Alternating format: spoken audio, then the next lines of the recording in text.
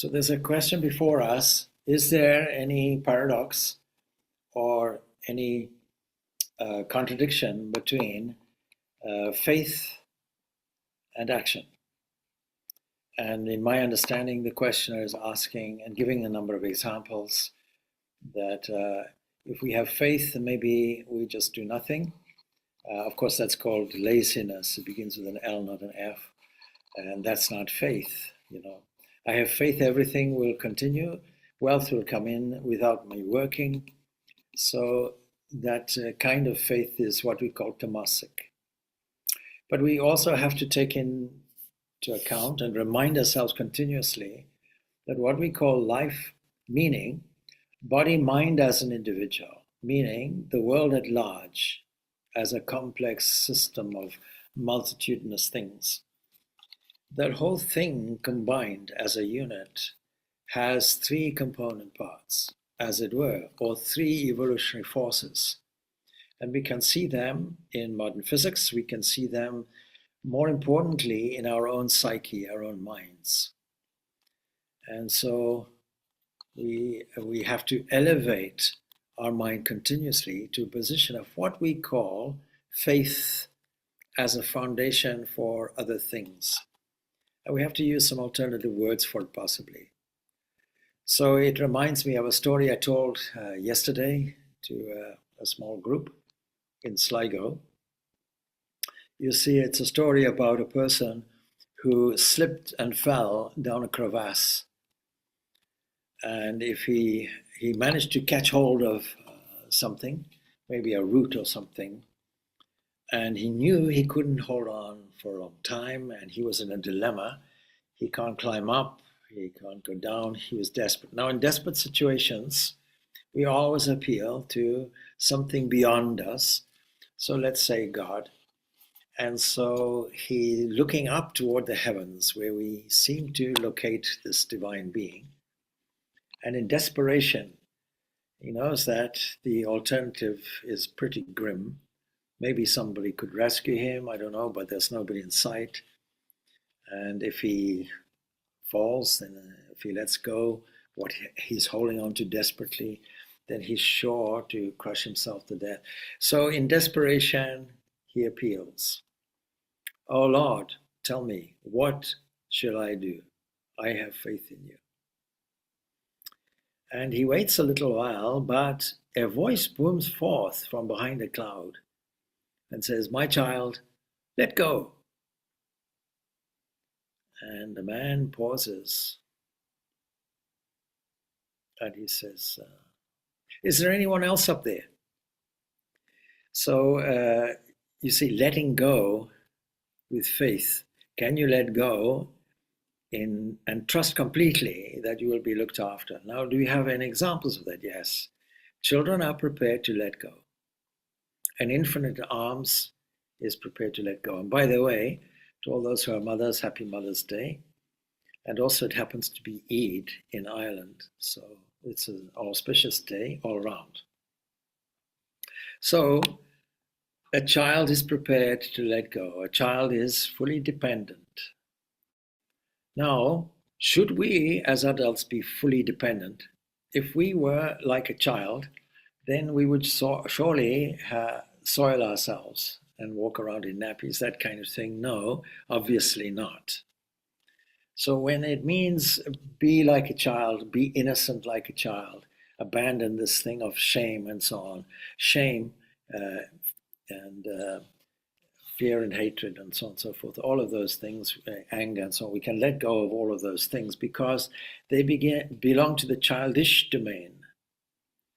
And they are not part of the childlike domain.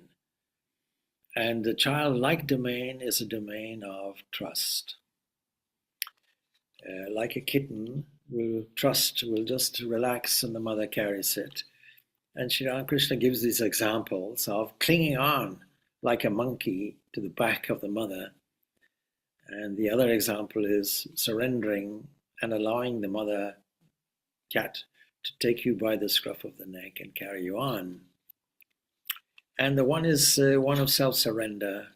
The other one is desperation. And really, doesn't have as much trust, because it means I'm going to cling on, because otherwise I could be flung in any direction, and it's up to me to hang on and hold on. But that doesn't mean to say inactivity, because we can not for one moment be inactive.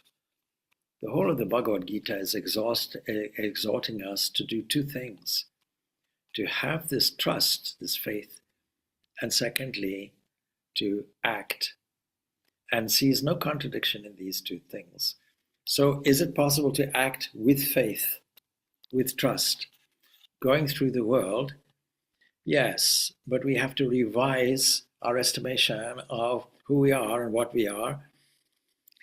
And so this whole question arises of consciousness in this day and age. Let me give you some historical background to that.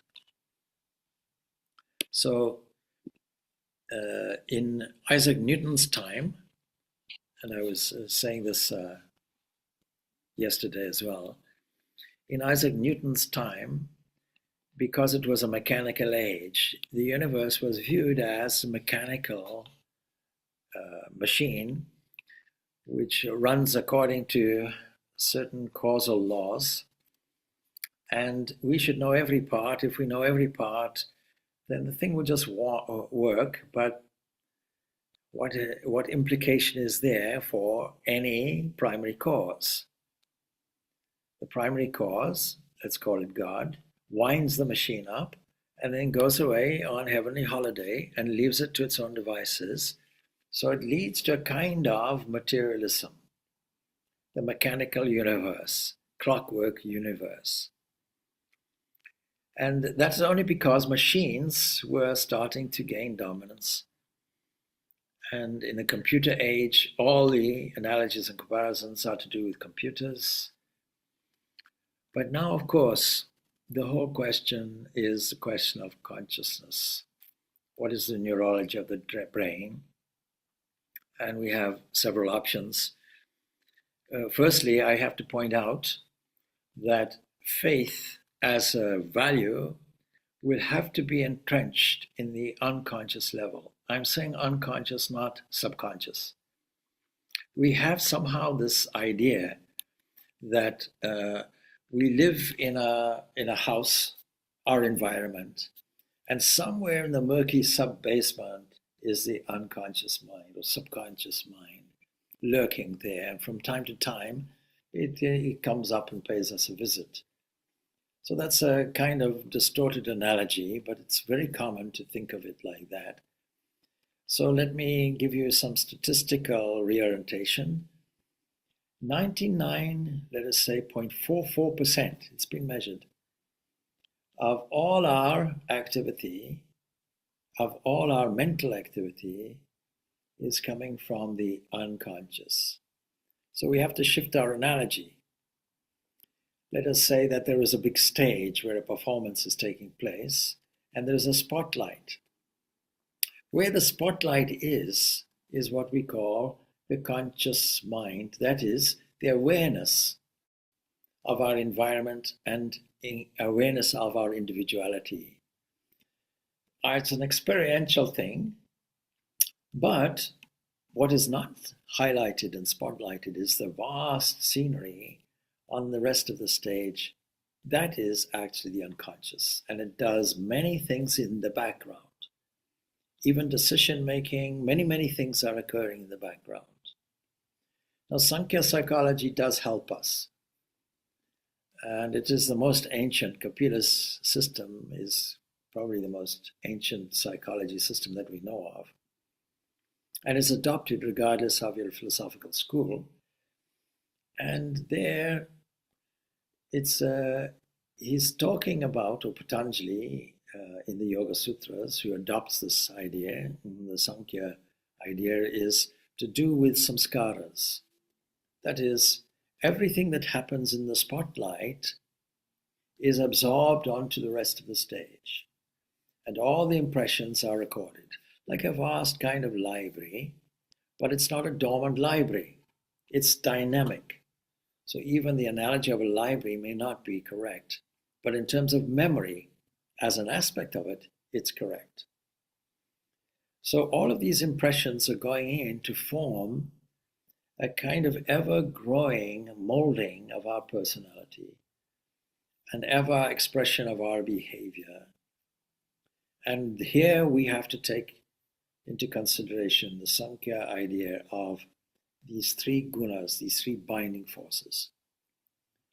So if we don't act, and if we're not inclined to act physically, even mentally, not enacting our creativity, not directing our mental activity in a particular way, or simply surrendering to the darkness of depression, for example, this comes under the guna of tamas, which literally means darkness. It's the darkest place we can have. And yet there's a positive aspect to it in the sense that when we let go of all thought, all conscious thought and so on, when we block off or shut down, if you like, our waking conscious world, then the unconscious then is left. And all the activities that is taking place in the unconscious mind comes out in dream until eventually even that gets suspended and we have this dreamless sleep. This idea of these three states of consciousness is the most profound idea, I would say, that we have, or one of the most profound ideas that we have in terms of our experience that Vedanta has to offer us. It's a saying there are three states of mind. We can easily see at any moment which flavor is coming up in our day-to-day, so-called day-to-day activities. And it's the art or the game of guiding thought, as I like to call it, the play, is being aware of what is happening objectively from a non-changing witness position. What's happening in this thing called mind? Never mind about the geography of the mind, we are aware that some activity is taking place within us. And when I say within us, obviously, it is immaterial. It is qualia, it is our experience. But we're able to watch it, we're able to observe it. We're able to see it in a wave-like way. We're able to see when something arises. And the only reason why we can see it is because we have inserted a way of measuring events, and that's called time. Time is a way of understanding that things happen in a kind of a sequence as registered by us. It's our version of time because events are happening everywhere. And our time, of course, when we say the time is so-and-so, and by the way, I think clocks changed, but time is so-and-so, all we're doing is we're saying that our movement around the sun is at this position. That's all. The watch on your wrist or the clock on your wall is simply an instrument registering solar time. But throughout the universe, there are other times, and in dream, time is a very flexible thing. You can live in a dream for 1,000 years and think that it is real. So it is a relative thing, but thank goodness for it, because within the structure, we're able to see in units, oh, this arose. Swami Purnananda gives the example of anger. A wave of anger rises, and then it reaches its peak, and we start identifying with the wave. I am angry. And then it subsides. So we got so involved in it that our identification shifted to the object we were observing. And we have to ensure that the next moment is a control moment. We put something of our own choice in, and we put it in sufficient series that the overall unconscious habit level gets changed, gets reformed. It becomes saturated with the higher values that we ourselves put in. And the higher values comes from our worldview. How do we evaluate the world? So I've said many times, I can say it again. How we value the body, God's temple. It's nothing to do with me. I'm not the possessor of it. I'm simply occupying it. I'm renting it out. Krishna is example. He says, sickness is the rent we pay for the body. We're renting the body temporarily, and it's a kind of selected, chosen environment that we decided to spend our time in. It's our housing. We decorate it on the outside, and we can decorate it on the inside through correct diet and all those healthy things that make the internal system work as it should work, unencumbered. The blood knows what to do, it knows how to cure.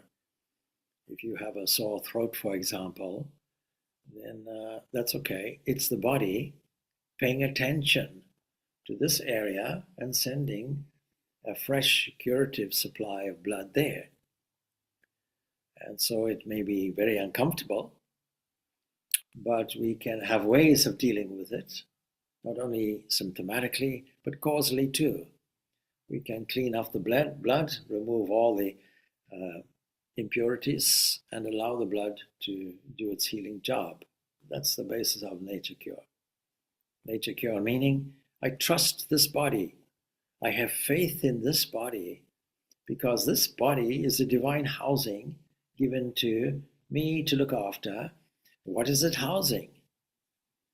So, Katha Upanishad, I repeat so many times, Bhagavad Gita echoes it. That is, that this is an 11-gated city. It's a kind of housing, and it has a purpose. Now, you may think the purpose is to earn a living or to look after your, waking dwelling house, that you either own or rent. You may think that that's your purpose. Well, these are all short-term purposes. But there's a long-term purpose. And the long-term purpose is connected with the recognition, this house does not belong to me. I can remove I and mine from it. But inside it is something very subtle. Now that subtle area, we can register as mind. You see the progression. The progression of thought is like this. We register everything as matter. Then we register it as something more subtle, energy. Then we register it as something more subtle, mind. And mind itself is a conglomeration of a number of different things. But at the very heart of it, the buddhi, the very heart of it, the intellect, we may say, the very heart of that, which also is in the unconscious area, but that very heart of it, we register not as my mind, but as the Lord's sitting room or throne room. And when we view that in meditation, it comes to us, oh Lord, you are seated there. Very good. I'm currently doing a kind of a more lucid translation, a more contemporary translation in English for English speakers of the Bhagavad Gita. And I'm deliberately leaving out the Sanskrit. I'm deliberately leaving out the epithets for Krishna, Arjun, but constructing it in subject matter headings, so it's easier to understand. Trying to figure out ways of how to convey this in more contemporary language, not such archaic language. This was at the request of a devotee, and so I'm in the process of doing that. 10th chapter is already completed. So why am I saying that? I'm saying that because this understanding that we have to do with faith, to do with action, is a non-contradictory position, and the faith has to be developed from this reorganization of how we think. So the Bhagavad Gita is continuously telling us about this, and in the Bhagavad Gita we have this idea of the 9-gated city. Katha Upanishad has it as 11-gated city, and the Lord dwells inside continuously, that is put. So our reorientation of things has to be the basis of dealing with these questions. Supposing we now view the mental field and it's full of excitement and activity, it's much better than dullness, much better than laziness or darkness. Laziness, darkness is falling into an abyss. But it's better to lift yourself up, even if it is to do with self-interest activities. At least it's doing something, being a kind of go-getter. But then we also have to understand, not only logically, but also scripturally, that this is a painful thing. So this is pain. It is productive of pain. Why should it be productive of pain? Well, we have to resort to the simplistic idea that Buddha brings out and all the texts bring out. As long as we have desire, in other words, a sense of lack of fulfillment, then we will have this area of pain sooner or later. Sooner or later means that our strategy is maybe a compensatory strategy that says, let me fill my life with some pleasure. Some difficulty arises. What's our remedy? Our remedy is, let us entertain the senses more, either by eating something, let us say something that is sweet, let us combine the senses. Today the gourmet food does it. Things are presented on an enormous plate, so I'm told, with a tiny few morsels of delicacies, and it's supposed to be visually attractive, and that stimulates the taste buds. It stimulates the whole aspect of human creativity and artistry and so on. It's a whole experience, in other words. If you go to a 5-star restaurant, maybe that's what they want you to experience. And other people said, no, I just want to eat, I want to eat basic food. Thank you very much. I want to fill the belly and get on with it. So the whole idea really of entertaining the senses as a way of compensating and as a way of continuing our pleasure. The Taittiriya Upanishad, at its end, gives us a ranking.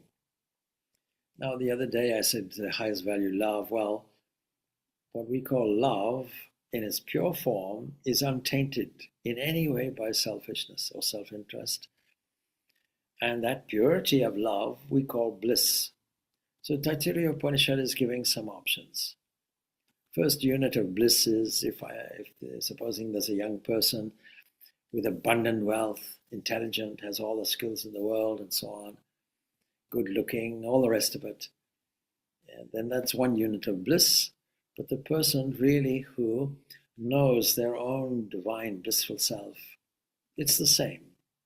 In fact, it's exceeding that unit. Then it goes through all the different types of units of bliss, from celestial beings to, and it goes on and on and on, listing rankings of beings everywhere that we would think is the greatest pleasure. For example, it is common that some Muslims will visualize a post-mortem condition of very attractive. This world is not so pleasant, but the next world is a paradise.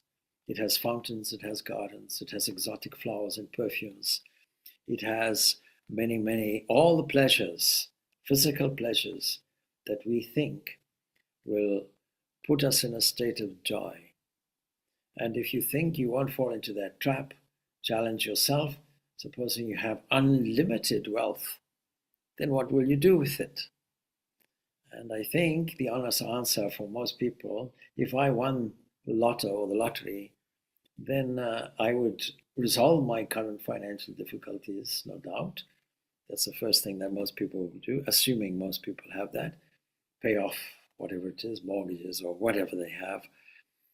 And then I would give something to my friends, but no doubt a yacht in the Mediterranean would be pretty good. Or maybe I'll travel on somebody's rocket and view the earth from out. Whatever it is, we have these dreams and so on. And it is all to do with this world and does not really compensate for the individual psyche that is in turbulence. It is simply desperately thinking that will compensate. So the simplest version of that is Buddha's medical version that says, yes, we are in a pain. Mostly it's thorns with a few roses that we have to acknowledge. Desperately trying to be happy by engaging in pleasures of some kind. And the pleasures become more subtle the more sophisticated we are. And so there may be some desire for increase of pleasurable senses, physical senses. But there's always a mental accomplishment. There's always some chemical thing corresponding to it.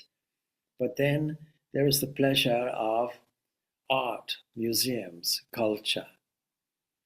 That is a more subtle, more developed kind of pleasure. But still, it doesn't give us the full fulfillment. And then even further, now, until ultimately we realize that the ultimate bliss is actually there, fully present within us. And we should access it. How?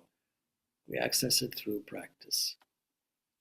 Practice, practice, practice. These are the three things we have to do. And that means we have to be bubbling over with activity.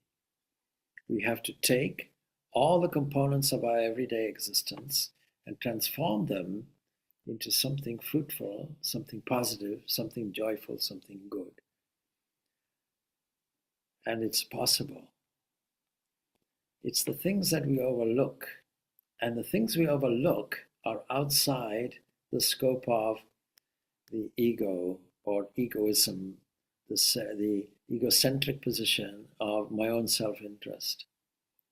People say, I feel so close to God when I walk in nature. All right.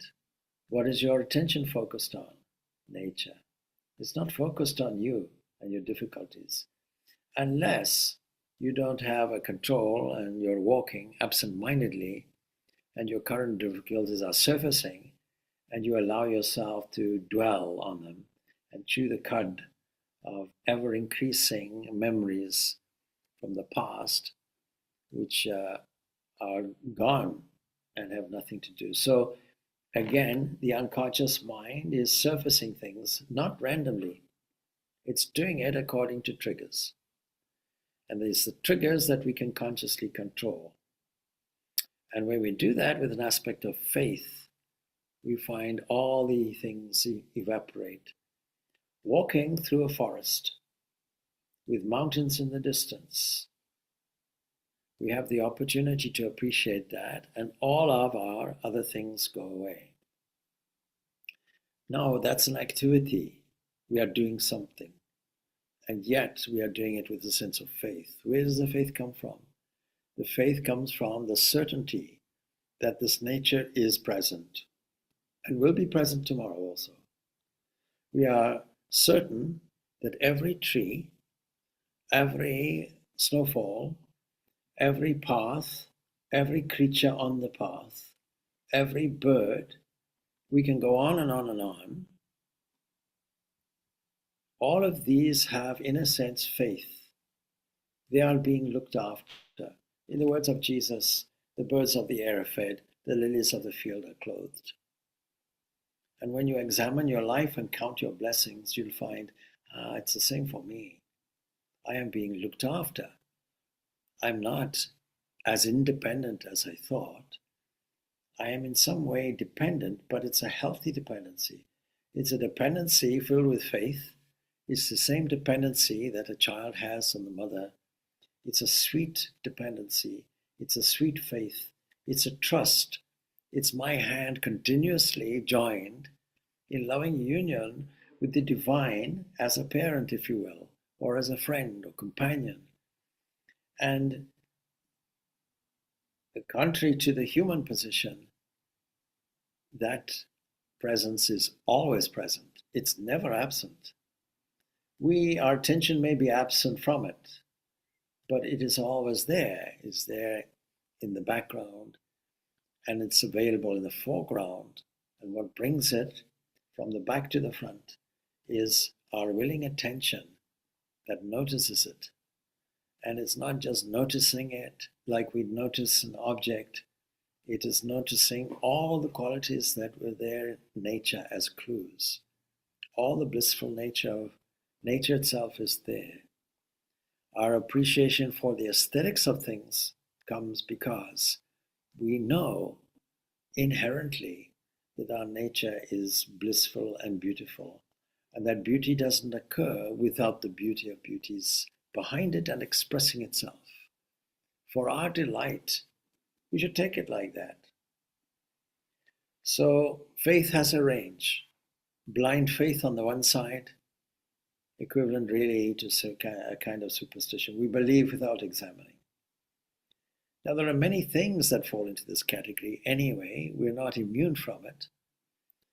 And for example, in this increasing world of science, there are many, many things that we believe because we are not experts in every field, and we rely on those experts, but we don't properly examine it. It's not necessarily our field to examine. We may not be interested in it. But nevertheless, in this world of hypermedia, we get convinced. Somebody says this, we're convinced of it. We made a discovery here, we announced it, we produced a paper on it, we got a Nobel Prize for it, we believe it. We leave it to them, they know what they're talking about. And then as we go on, we see that maybe that is questioned. Better data comes along and so on. And yet we trust it. We trust in our own breathing. We trust that when we put food in the mouth, it is going to be digested and we don't have to think about it thereafter. We trust that the heart is going to pump approximately 1 beat per second for the whole life. We trust that it will happen when we are sleeping.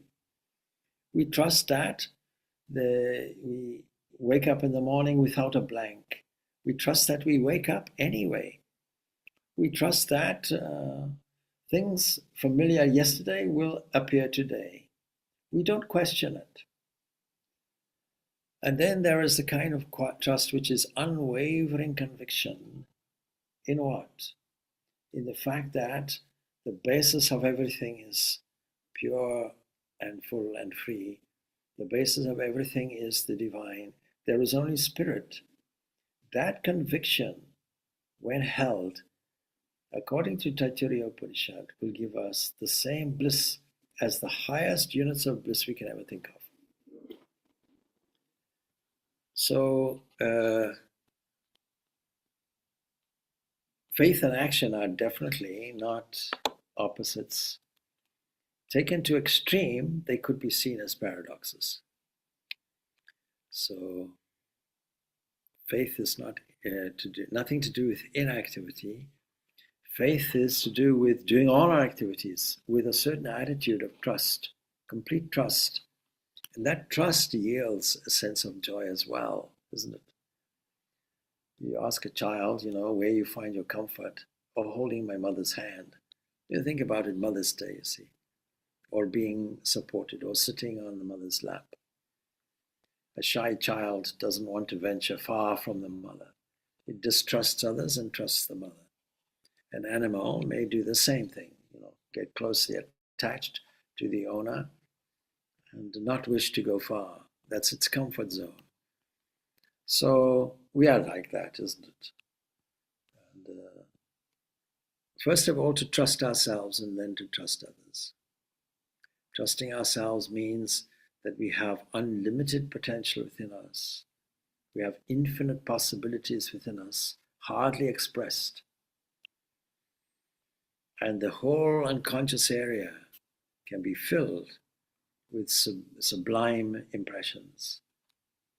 That then elevates to the next guna, which is sattva. Filling the mind with purity, truth, and goodness, all the higher values. Having the eye to see the beauty in something. You look out and you don't bypass what you see. You observe everything. Yesterday I was on a train trip. Many things were there to look at and observe. You simply sit and you look out of the window and you'll see a varying landscape. You'll see varying activities. You'll see newborn lambs. You'll see, on the journey, you'll see mountains suddenly appearing. You'll see the mist around and the grayness yielding to blue sky and sunlight. You'll see the landscape being used for farming and agriculture.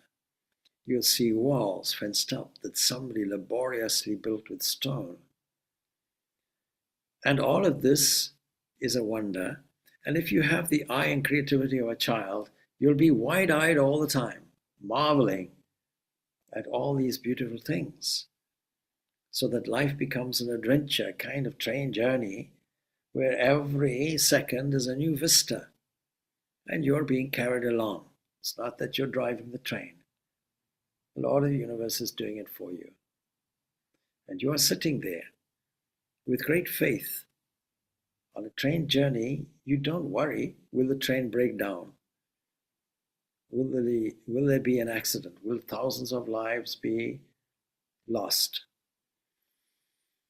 Will the emergency response units be available? What person on a train travel worries about these things?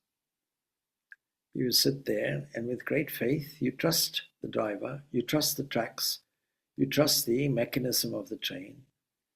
You trust that nobody will be hostile on the train. You trust that your seat will not collapse. You trust that the stops will occur where they are supposed to occur. You trust that you'll get to your destination. All of this is a form of faith. Now you may say, but I'm sitting not being active. Oh, that's your problem, because you could easily sit and fall into a tamasic condition and go to sleep.